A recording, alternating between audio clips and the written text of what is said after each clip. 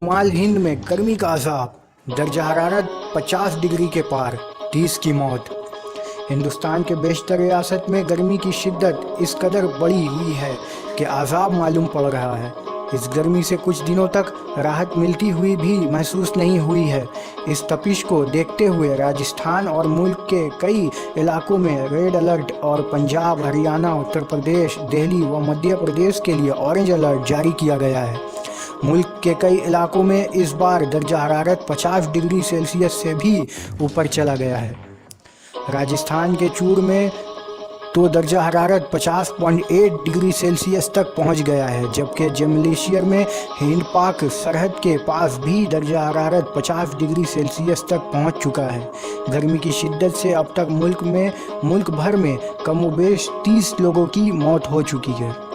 محکمہ موسمیات کے مطابق درجہ حرارت میں لگاتار اضافہ تھا، ریگستان کی جانب سے آنے والی گرم ہواؤں کی وجہ سے ہو رہا ہے۔